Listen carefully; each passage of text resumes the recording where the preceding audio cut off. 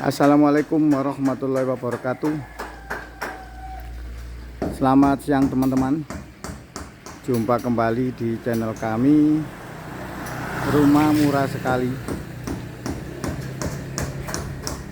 Channel yang ingin selalu berbagi dan belajar bersama untuk cara membangun rumah atau cara memiliki rumah yang murah tapi tidak murahan.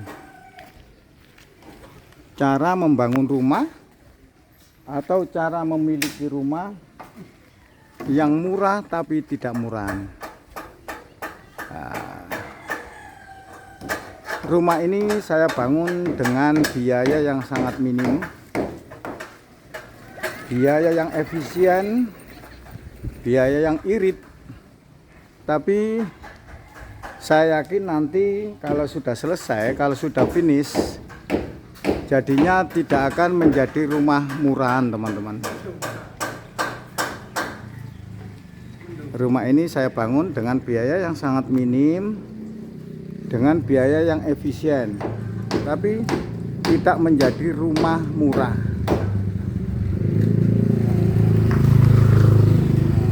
Rumah ini dari awal saya bangun menggunakan material yang tidak memakai bata merah, tidak memakai bata ringan, tidak memakai bataku. Semuanya saya bangun full cor dengan inovasi-inovasi terbaru, dengan peralatan-peralatan yang sederhana. Mungkin teman-teman yang baru melihat channel ini bisa ditelusuri di channel Danis Putra Arsitek dan channel Rumah Murah Sekali.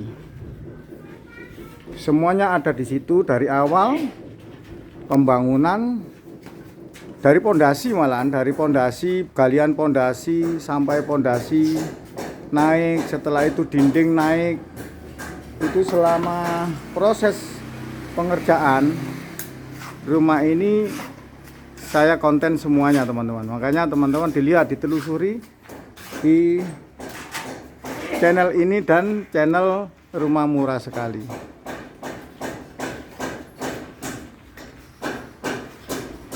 Memang rumah ini penuh dengan inovasi, teman-teman. Penuh dengan inovasi.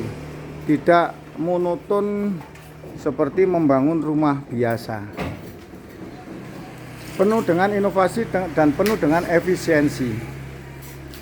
Semuanya saya carikan material yang paling murah, dengan ongkos kerja yang paling cepat kalau bisa, dan kalau bisa hasilnya itu bisa maksimal.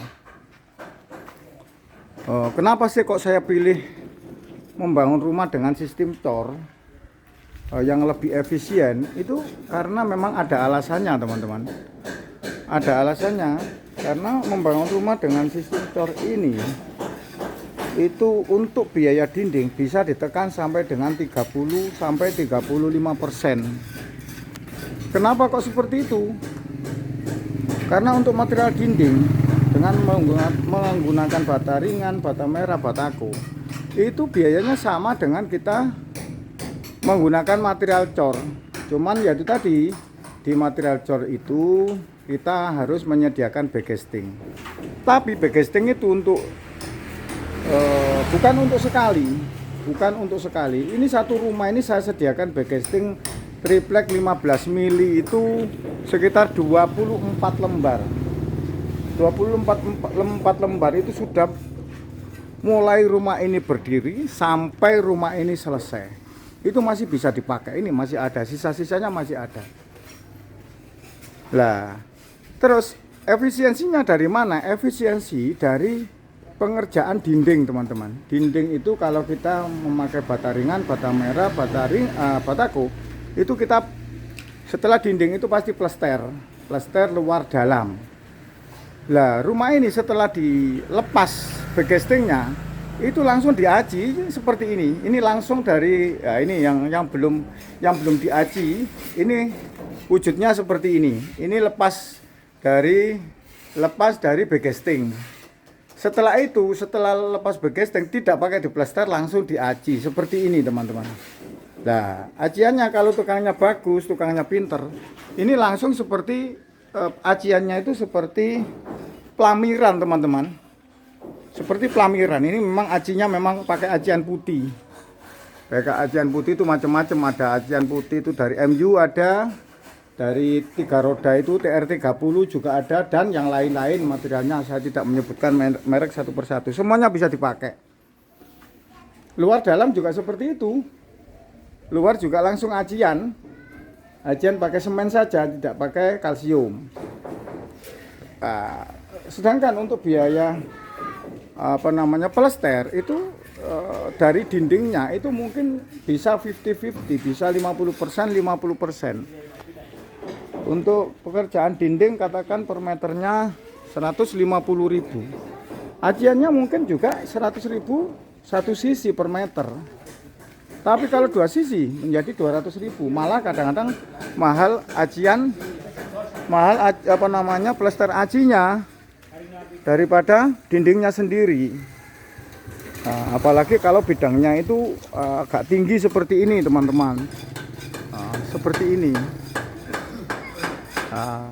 Ini langsung dari dinding, dari lepas dari backcasting itu langsung kita aci. Tidak kalah kok teman-teman, lebih bagus malahan kok. Sama saja kalau kita plester dengan plester manual itu juga tergantung tukangnya. Kalau tukang plesternya bagus, baru nanti dindingnya bisa bagus.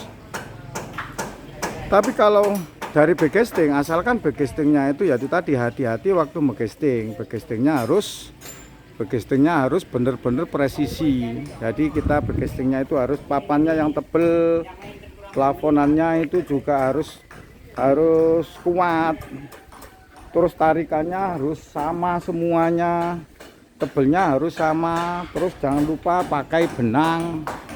Nah itu nanti hasilnya akan maksimal.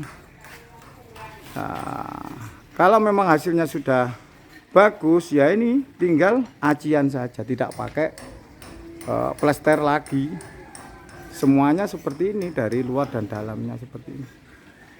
Sudah saya analisa, sudah saya hitung, sudah saya praktekkan di lapangan. Ternyata ya itu tadi hasilnya lebih efisien, lebih presisinya juga lebih bagus. Terus kekuatannya saya yakin pasti lebih kuat. Dan hasilnya juga, finishingnya juga tidak kalah teman-teman, sama saja kok. Finishingnya sama saja. Finishingnya sama saja. Nah ini wujudnya sudah seperti ini. Bisa konsultasi dengan saya, bisa tanya-tanya dengan saya. Terus alat-alat yang digunakan ya tadi, karena ini 2 lantai, saya menggunakan kren kren material, kren barang. Kita bikin sendiri saja. Saya membuat sendiri, habisnya sekitar 4 jutaan. Tapi ya nanti setelah selesai masih bisa dipakai lagi. Ya, mungkin teman-teman ada yang sudah melihat di video-video saya sebelumnya, waktu pengecoran itu sudah ada semua itu di situ. Tukangnya juga nggak terlalu banyak, dari awal sampai akhir ini tukang batunya cuma 4 orang, kadang-kadang 3 orang, kadang-kadang kalau nggak masuk kadang-kadang cuma 2 orang, ya tetap bisa berjalan saja. Tapi ya itu alatnya harus standby. Ini tukangnya agak banyak ini karena tukangnya ini ada tukang cat, ada tukang plafon. Nah, kalau waktu pengerjaan dinding dan lain-lain itu masih tukang 4 orang saja. Kadang-kadang 3, kadang-kadang 4 ya. Karena terlalu banyak orang juga mengeluarkan biaya terlalu banyak. Semuanya tukang harian teman-teman. Tukang cat juga harian, tukang batu juga harian. Yang borongan hanya tukang plafon. Tukang plafonnya yang borongan. Nah, wujudnya sudah seperti ini. Wujudnya sudah seperti ini. Nanti kalau sudah selesai tetap saya upload teman-teman, tetap saya bagikan kepada teman-teman sebagai referensi dan sebagai pertimbangan saja. Untuk membangun rumah itu tidak harus konvensional, kita harus punya inovasi. Jangan takut berinovasi, karena kesalahan itu